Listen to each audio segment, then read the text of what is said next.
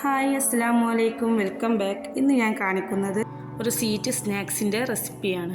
Video കാണുന്ന എല്ലാവരും ഈ ചാനൽ സബ്സ്ക്രൈബ് ചെയ്ത് ബെല്ലൈക്കൺ എനേബിൾ ചെയ്ത് ഓൾ എന്ന ഓപ്ഷൻ ക്ലിക്ക് ചെയ്യണേ. എങ്കിലേ ഞാനിടുന്ന വീഡിയോസിൻ്റെ നോട്ടിഫിക്കേഷൻ നിങ്ങൾക്ക് ലഭിക്കുകയുള്ളൂ. ആദ്യം തന്നെ ഒരു ചെറിയ ബൗളിലേക്ക് 2 ടീസ്പൂൺ പഞ്ചസാരയും 1 ടീസ്പൂൺ ഈസ്റ്റും ചേർത്ത് ചെറു ചൂടുവെള്ളം ഒഴിച്ച് ഇളക്കി യോജിപ്പിക്കുക. അതിനുശേഷം ഒരു കോഴിമുട്ടയും ഇതിലേക്ക് ചേർത്ത് ആവശ്യത്തിന് ഉപ്പും ചേർത്ത് ഇളക്കുക. 2 കപ്പ് മൈദയും ചേർത്ത് അതിലേക്ക് ഈ മിക്സ് ഒഴിച്ച് കുറച്ച് ഓയിലും കൂടി ഒഴിച്ച് അത് നന്നായി കുഴച്ചെടുക്കുക. നല്ല സോഫ്റ്റ് ആവുന്നത് വരെ കുഴച്ചെടുക്കുക.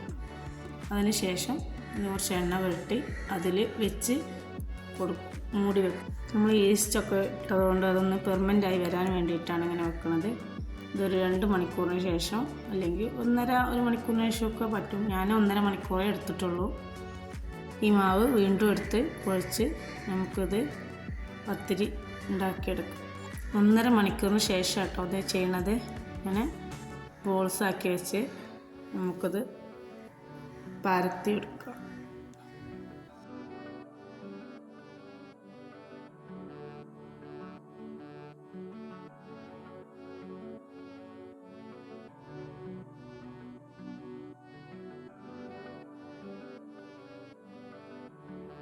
അങ്ങനെ 2 പത്തിരി പരത്തിയെടുക്കുക.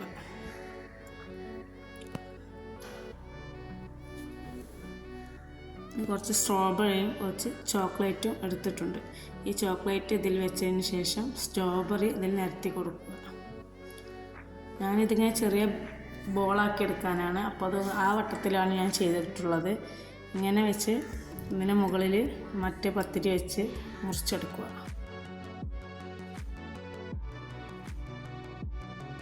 അങ്ങനെ ഇത് മുഴുവനായിട്ട് ഇങ്ങനെ പരത്തി ഇങ്ങനെ ചെയ്തെടുത്തിട്ടുണ്ട്. ഇനി ഇത് 10 മിനിറ്റിന് ശേഷം ഫ്രൈ ചെയ്തെടുക്കുക.